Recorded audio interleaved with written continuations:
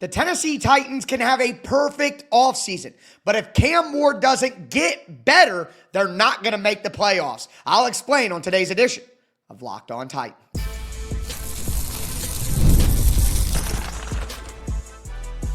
You are Locked On Titans, your daily Tennessee Titans podcast, part of the Locked On Podcast Network, your team every day. Welcome to the Locked On Titans podcast. I am your host, Tyler Rowland. Titans fans, on today's show, I am going to talk about the perfect offseason that I put together for the Tennessee Titans, but how it won't matter unless the players currently on the team improve, and that includes, of course, Cam Ward. Before we dive in, do want to thank you for making Locked On Titans your first listen each and every day. Remember, Monday through Friday, Tennessee Titans content all year round, always for free. Make sure that you get subscribed, stay subscribed. It's your team every day. Speaking of every day, shout out to my everydayers out there tuning in Monday through Friday. Couldn't do it without you guys. If you aren't an everydayer, you need to be one. We're about to take off into the offseason with roster cuts, re-signings, free agency, the draft. If you want to stay as up to date, as informed, as entertained as a Tennessee Titans fan could possibly be, make sure that, again, you get subscribed, and stay locked in to the number one Tennessee Titans podcast in the world, Locked On Titans. But with that being said, again, I've talked about my perfect offseason for the Tennessee Titans all week long. We went through free agency. We went through the draft. We went through roster cuts and re-signings. Go back and check any of those episodes out. But the point is, no matter what the Titans add to the roster, they need the players currently on the team to improve. They need internal improvement, and that, of course, includes Cam Ward. And I know anytime that you get anywhere close to criticism of Cam Ward, people freak out and lose their minds. But think about what I am saying to you. I am saying that the rookie version of Cam Ward has to get better. I'm saying that Cam Ward has to improve from year one to year two in the NFL. Tell me down below in the comments or hit me up on social media. Hit me up in the Locked On Titans everyday or group chat. Is that a hot take that Cam has to be better in year two than he was in year one? I don't think that I'm saying something that controversial by saying that. That is obvious. Any rookie on the football team that we talk about needs to get better from year one to year two. But of course, with Cam Ward being the quarterback of the team, being the star of the team, being the leader of the team and the franchise, of course, he will have to take steps forward. And quite honestly, that is why I was so excited about the addition of Brian Daboll. When we talked about Brian Daboll being hired as offensive coordinator, one of the reasons that everyone was excited for that is because of what he could do for Cam Ward's development. So me here now, a couple weeks later, saying, hey, Cam's got to get better this year. That shouldn't be something that makes you angry, because 2 weeks ago, we all talked about how Brian Daboll making Cam Ward better was one of the reasons we were most excited. Here is the reality. Cam has to have better footwork. He's got to be more consistent with his mechanics. He's got to be more consistently accurate out on the field. He's got to use his legs more. He's got to throw the ball within the timing of the play better. I've been going back through, and my film breakdown on Cam Ward's season is going to drop on the Tic Tac Titans channel next week, probably on Monday or Tuesday morning. It takes a lot of time to go back through 17 games, all right, and chart every single play. But the point is, while I'm halfway through that, tape watch, it's clear that Cam Ward took some sacks that he shouldn't have taken. Could have got written the ball, make better decisions. There are some guys that Cam Ward missed that would have resulted in bigger plays that ended up being throwaways or small gains because he didn't see it. Those are natural things that a rookie quarterback has to improve on, and it's all about consistency. So that, again, is one of the reasons I'm so excited about Brian Daboll being the offensive coordinator and being in Cam Ward's ear, because he will demand every single play that consistency, demand that the mechanics are right every single play where, after hearing from Jeffrey Simmons on Bussin' with the Boys, I think it's logical to conclude that maybe Brian Callahan wasn't such a stickler for the details. Maybe Brian Callahan wouldn't jump down Cam Ward's throat to say, hey, your feet were in the wrong place on that throw. I don't care if you completed the pass or not. That is not how we do it. That sort of intensity, that sort of attention to detail, that sort of consistent focus was obviously not there with Brian Callahan.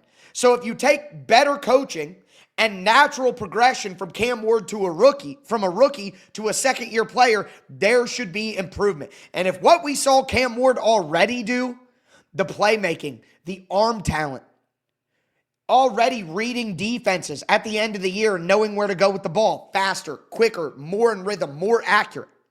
If you take the improvements we saw in the second half of the year and you put that on the turbo booster, if, Super Mario eats the mushroom while already doing that, Cam is going to turn into a top 10 quarterback in the NFL. And if Cam Ward does that, plus some of the additions that we've talked about this week in the perfect offseason for the Titans, that is how you make a playoff run. That's how you go from worst team in the NFL, 3 wins in back-to-back seasons, to making the playoffs. Do I think the Titans are going to make the playoffs?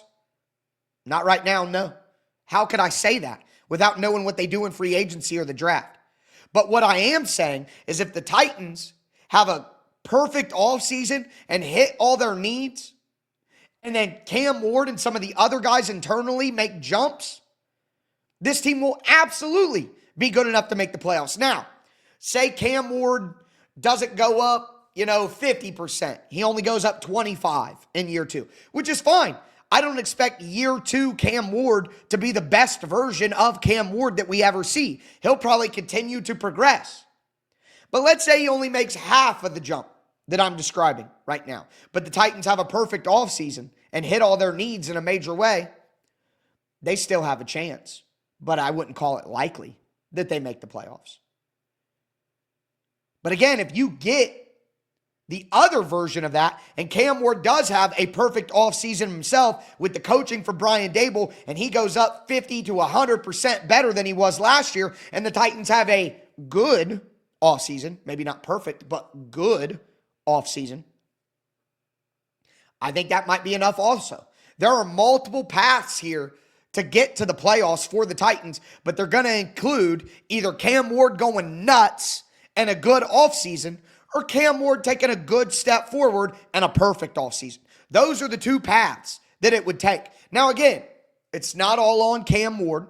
We learned in the last 2 Super Bowls, if you didn't know already, football is a team sport and the entire team has to get better as well. And that's why I'm going to talk about the backfield, the weapons on offense, the offensive line, the guys who got to step up on defense, because it can't be only Cam Ward with the responsibility to improve. And you can't only rely on off-season acquisitions to turn this thing around either. You need internal improvement, like I talked about at the beginning of the show.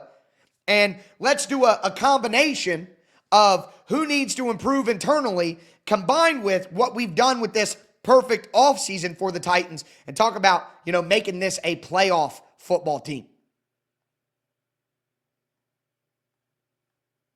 Do want to let you know that today's episode is brought to you by Indeed. If you've ever hired someone who looked good on paper but wasn't the right fit, you know how important that is. You want a candidate who truly matches what you're looking for, and when you do, you have to trust Indeed sponsored jobs. Hiring Indeed is all you need. Stop struggling to get your job post seen on other sites. Indeed sponsored jobs put your post at the top of the page to help you reach the right candidates faster. According to Indeed data, sponsored jobs posted directly onto Indeed are 90% more likely to report a hire than non-sponsored jobs. Spend more time interviewing candidates who check all the boxes with less stress, less time, and more results using Indeed sponsored jobs. Listeners of this show get a $75 sponsored job credit to help give your job the premium placement it deserves at Indeed.com/LockedOnNFL. Just go to Indeed.com/LockedOnNFL right now to support the show and say you heard about Indeed on this podcast. Terms and conditions apply. Hiring, do it the right way with Indeed.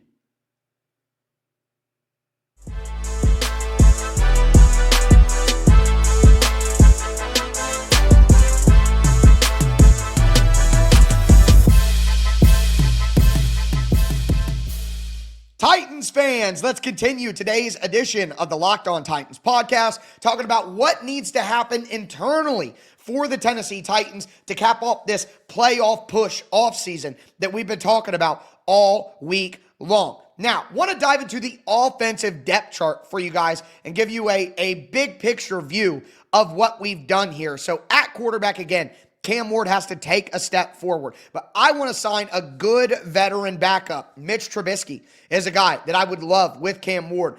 Tyler Huntley, Snoop Huntley, Tyrod Taylor. Makes a ton of sense as well. Heck, I would take a guy like Kirk Cousins. I don't think Kirk Cousins would want to come to Tennessee because he's going to want a chance to compete to start, I guess, if Jameis Winston gets cut. Those guys would make perfect sense for Cam Ward to help him improve, in that year two process where Brandon Allen, see ya. You were a Brian Callahan guy. But that also includes Tajay Spears.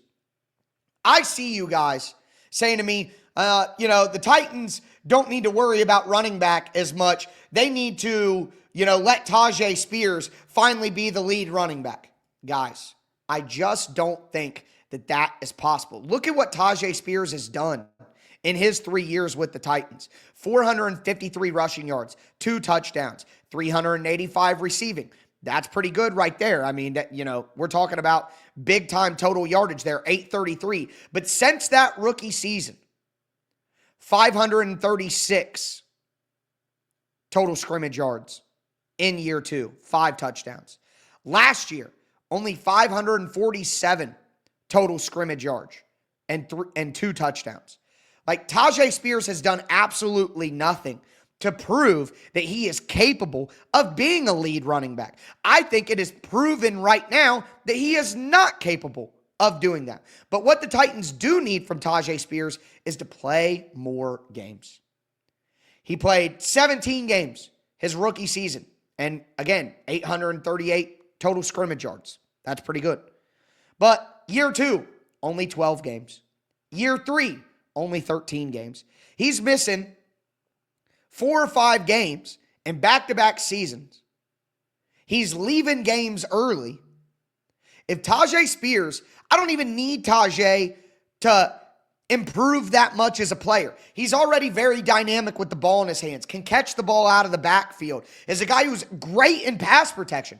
Tajay is a hard-nosed blocker in pass protection. He'll stick his nose up to a linebacker and knock him out of the way. He's good in all 3 phases that a running back needs to be good in. But he's got to stay on the field. That's the level of improvement that I want to see from Tajay Spears. And that's why, for me, I want the Titans to go out and sign a value running back in free agency, like a Tyler Algier, like a Rashad White, like a Brian Robinson. Heck, go get Breece Hall if that's what you feel inclined to do. I'm not going to pound the table for a Breece Hall, but okay, I'm not going to be mad either, but they need to get a true power running back because you simply can't rely on Tajay Spears. I also think they need to get a running back in the draft. There are some really good running backs in this draft class. Mike Washington, I think a guy like Emmett Johnson, very good player. If they want to maybe get a replacement for Tajay Spears in the wings who can do similar things because you can't count on Tajay, maybe a guy like Devin Claiborne from Georgia Tech could make some sense there too.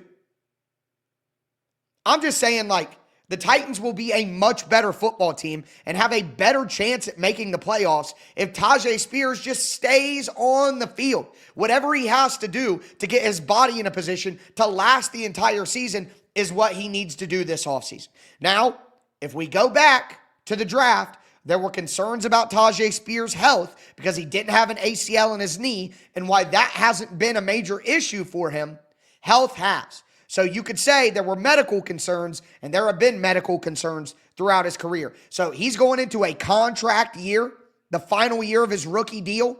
If he wants to ensure that he gets a good contract, he needs to make sure that he stays on the field. And that sort of internal improvement and having Tajay Spears available every single week, that would help the Titans get to the playoffs as well. But even bigger for me is the wide receiver room. Yes, the Titans need to add wide receivers in free agency. In a perfect offseason, I had them getting Michael Pittman Jr. to be the starting X receiver. But make no mistake about it, Chim DK, Alec Iomanner have to get better. Steve Smith, the Carolina Panthers, Baltimore Ravens wide receiver, does a podcast. He actually did a breakdown on Chim DK. I thought it was kind of surface level, to be honest with you. I thought it was a lot of cliches and this and that. But one thing that did stand out to me from Steve Smith's analysis on Chim DK was his in-breaking routes. When he breaks inside, he has great speed, but he needs to snap his routes inside, not kind of bend them inside, which you're going at a fast speed. It is hard to snap that route and not in-break. But if he doesn't snap his in-breaking routes in and he's rolling through his routes, he's not going to utilize his speed to the max capacity. So Chim DK has to improve as a route runner in year 2. And if he does that, part of the Titans wide receiver problems are going to be answered, because DK is going to be a true number 2 wide receiver in the NFL if he becomes a better short and intermediate route runner, especially in Brian Daboll's system where he could play in the slot, he could play the Z position and go in motion. If he's a better route runner, it's going to give him more versatility out on the field, which is going to make him a better weapon in the offense. Now, Alec Iomanner, I am not going to give you some sort of analysis that you probably aren't aware of. He's got to catch the frickin' ball. Catch the ball. We knew coming out of college that Io had some drop issues. Why do you think that he fell so far in the draft to pick 136? He had some drop issues. 20% drop rate for Alec Iomanner last year as a rookie. That is despicably bad. We can't really have you on the field. Now, last year, the Titans had no wide receivers whatsoever. No wide receivers whatsoever. And it's a 20% drop rate on target passes. He got thrown the ball 89 times and caught 41 of them. His drop rate percentage is only 5.6 on Pro Football Reference, and that's total. But I'm talking about on target. Catchable passes, 20%. Like, again, you simply cannot be on the field if that's what you're doing. We can't trust you. We can't rely on you. Now, I think because of that, the Titans can't expect Alec Iomanner to be a starting wide receiver. They need to get a real X wide receiver who can be ahead of him at first and make him earn it and give him competition. Maybe you bring in a wide receiver in the draft. If you can't get one in free, say they get Wan'Dale Robinson in free agency, who's a slot wide receiver. I would love that. I would love Wan'Dale Robinson. If they get Wan'Dale Robinson in free agency and they don't get a bigger physical wide receiver in free agency, like a Romeo Doubs, for example. Doubs is an X wide receiver. Then go get a Chris Brazzell. Go get a Chris Bell. Go get a Ted Hurst. You know, one of these guys who can be that big physical X, and make Alec Iomanner prove it. Make him earn it. So we could talk about Cam Ward, but if Tajay Spears doesn't stay on the field, if Alec Iomanner doesn't catch the football, if Chim DK doesn't run better routes, the perfect offseason isn't going to do enough to get the Titans to the playoffs, because they need those guys to improve. And the offensive line, I don't need to spend a lot of time here, in my opinion, because it is clear that the O-line has to play better. But what gives me hope that they can is that the Titans offensive line played a lot better after the bye. After the Clownahans were out of the building, the Titans offensive line really took steps forward. But they need to get a more consistent right guard in there, because Kevin Zeitler was up and down with injury and age at the end of the season. JC Latham has to be better from the jump. And I know he was dealing with an injury early in the season, but he's got to be better right away and prove that he was a top 10 pick, because Joe Alt is an all-time talent and looks like he might be a Hall of Fame offensive lineman. He's elite already. Talise Fuaga, Troy Fatanu, Olu Fashanu, who I liked better than JC Latham for most of the draft process. I heard that the Titans liked Latham better, and I changed my rankings. I'll admit it to you guys. I didn't want to look dumb when they picked Latham over Fashanu. So I was like, you know what? If Bill Callahan really likes JC Latham better, and I know, because some people tell me things and I hear things sometimes. I'm not a scooper, so I don't really break that information to people. But if like last year, I was told at the combine, the Titans are taking Cam Ward. I was told. So, of course, I'm going to turn my focus to what's important for Titans fans. I owe you guys to give you the right information. So I was like, all right, if the Titans like Latham better, maybe I'm wrong. Bill Callahan knows more about football than I will ever know. Maybe I should give JC Latham more credit. But I liked Fashanu the whole time. Say that's playing the fence if you want. That's fine. I don't care. I'm just telling you guys the truth of what happened there. But there are guys who were drafted after Latham, and Armarius Mims with the Bengals. Like, Latham right now would be 5th best out of those 5 guys that were drafted early in the first round at offensive tackle. He'd be 5th best. That can't continue if the Titans are going to make the playoffs. He's got to learn to be dominant. And in the second half of the year, he only gave up 2 sacks in 8 games, was better in the ground game. I'm going to do a JC Latham film breakdown in a couple of weeks because I'm going through the entire offense right now. But if Cushenberry is better off the Achilles, Peter Skoronski's already a top 5 guard in the league. Dan Moore is who Dan Moore is. I don't think we can expect any improvement there. What they need is they need the rest of the offensive line to be better so Dan Moore doesn't hurt them as much. Because you can't have Dan Moore being average to below average and then have the rest of the offensive line not be really good. That doesn't work. So the offensive line has to be the offensive line that was in the second half of the season, the entire season. And that will be a massive, massive improvement for the Tennessee Titans. As we saw, the Titans scored 20 points in 4 out of 5 games. They ran the football for over 100 yards multiple times in the second half. Cam Ward had great games against great teams. Like, if the offensive line could do that, along with the improvements, and remember, I wanted to add Dylan Parham at right guard. So if Skoronski stays awesome, Cushenberry gets more consistent coming off the Achilles after a year, Dylan Parham is a good addition at right guard. JC Latham plays like he did at the end of the year. Dan Moore just stays the level that Dan Moore is at. With a few additions, like, that would be how the Tennessee Titans would make the playoffs. But we got to talk about the defensive side of the ball as well, where there needs to be big-time improvements from some obvious spots for the team.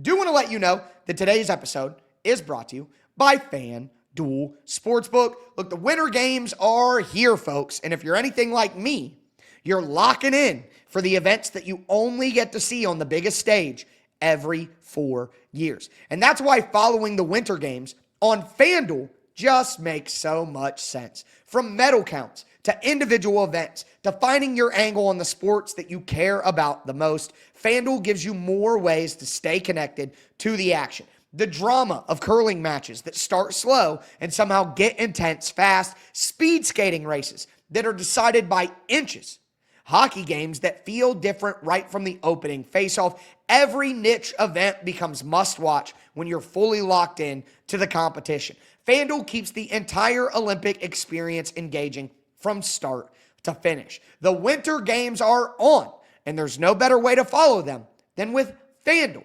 It's FanDuel. Play your game.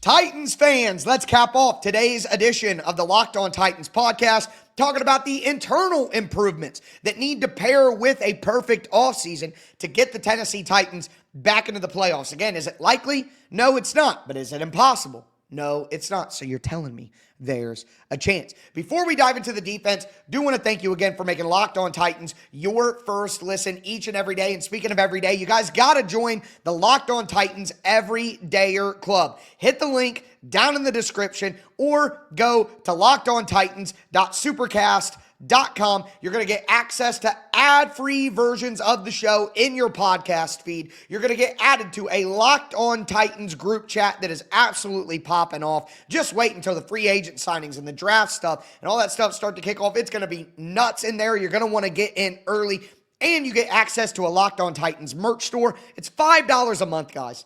That's the cost of a cup of coffee. Okay, I give you the show free Monday through Friday. Gonna start doing 10-minute bonus shows every single day.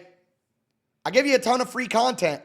You could support the show and support me just a little bit by joining the Locked On Titans Everydayer Club, and you get a bunch of benefits as well. So, I mean, it's a home run at the end of the day. But with that being said, again, looking at what we've done in the offseason, what needs to improve with the roster on the defensive line. The Titans need two players to take steps forward as pass rushers. T'Vondre Sweat and Femi Oladejo. Now, I want to bring in help. I want to sign Trey Hendrickson or Adafe Owe or Kwity Paye in free agency. Let's get some help on the edge. I want to get a backup defensive end like Sam Williams, a Yetur Gross-Matos, a Clelin Ferrell, a AJ Espinosa. So I want to hit it twice. And then in the draft, I want to go get Ruben Bain, Arvell Reese, David Bailey, somebody like that to also be on the edge. We just saw the Seattle Seahawks. We just saw the Philadelphia Eagles. A couple years ago, we saw Aaron Donald in the defensive front of the Rams. We saw the Tampa Bay Buccaneers defensive line with Tom Brady. Go back to the New York Giants teams that won the Super Bowl in their NASCAR package. Guys, either you have a Tom Brady, you have a Patrick Mahomes, or you have an elite defensive line, which is way deeper than four guys. Don't just say, oh, we got starters. We don't need all those guys. No, they do. They need Ruben Bain, Femi Oladejo, Trey Hendrickson, Sam Williams, plus Jihad Ward. They need all that. Plus Jalen Harrell. They need all that. You need waves and waves and waves of defensive linemen. So I don't think that T'Vondre Sweat needs to be one of their primary interior rushers. Jeffrey Simmons is the best in the entire NFL as an interior rusher. The best in the world. Okay? Bring back Sebastian Joseph Day, who is incredibly underrated. Bring in John Franklin Myers. And then, if you have T'Vondre Sweat improved as a pass rusher, having that on the edge with those four guys on the interior to rotate in and out, we are going to eat quarterbacks alive. And I think if the Titans truly want to get to the playoffs, the number one thing that can get them there is a dominant defensive line. Because not only do they have the best interior defensive linemen in the NFL to build off of and a ton of resources to add to the defensive line and some good D-line depth already with Sebastian Joseph Day and T'Vondre Sweat. But they have a head coach now who has historically created dominant defensive lines. So you have a chess master who knows how to use the pieces, and you have the resources to get the pieces that can become dominant. Imagine Trey Hendrickson, Ruben Bain, John Franklin Myers, Jeffrey Simmons, and then behind them, Sam Williams, Yetur Gross-Matos, Sebastian Joseph Day, and T'Vondre Sweat. What a freaky top 8. So if that happens, with Femi Oladejo taking steps forward as a pass rusher, as the Sam linebacker, folks, that's how you get to the playoffs. Now, at linebacker, Cedric Gray is pretty freaking good. I want to see Cedric Gray get better in coverage. But again, Robert Saleh, former linebacker coach, has gotten the absolute best out of his front seven. I think Cedric Gray could turn in one of the best linebackers in the entire NFL if he's not already there.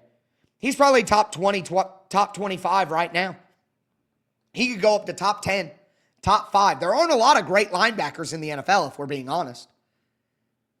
Cedric Gray, if he gets better in coverage, he's a top 10 linebacker period. And Robert Saleh can get him there. I want to see James Williams take a step forward too. He's got all the gifts, all the size.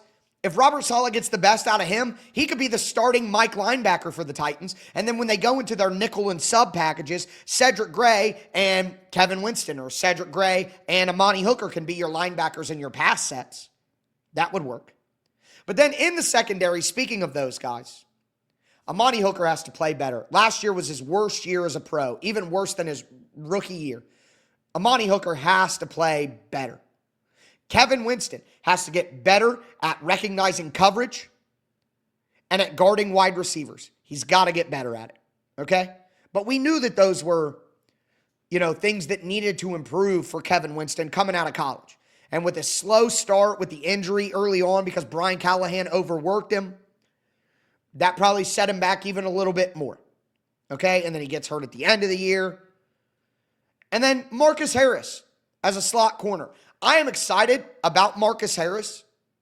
I think he can start in the slot for the Titans, but they probably need to get a veteran in there to at least give him some competition. And honestly, with his stickiness in man coverage, his speed, he just needs to add a little weight, add a little muscle, and get a little more physical. And I think he's going to be in a great spot. But with all the additions on the defense, if they add Trey Hendrickson, Sam Williams, John Franklin Myers, Reuben Bain, Harold Perkins at linebacker behind Cedric Gray, bring in a guy like Jason Pinnock at safety, Genesis Smith in the draft to play free safety, add a guy like Brandon Cisse in the draft or one of the long cornerbacks, get a guy like Alontae Taylor, Akello Witherspoon. Now we're talking about internal development with offseason acquisitions, and all of that together sends the Tennessee Titans to the playoffs. That's what I'm looking for if this team really wants to make a push to the playoffs like we started talking about at the beginning of the week. Again, if you missed any of the episodes, I went over the entire acquisition process, all my roster cuts on the first show of the week on Sunday night. Then we went into cuts, extensions, trades. Then we went into a mock free agency. Then yesterday we did a full 7-round mock draft. If you missed any step of the process that got us here, go back and check that out. But with that being said, that's going to do it for me today, folks. As always, I am your host, Tyler Rowland, and this was Locked On Titans.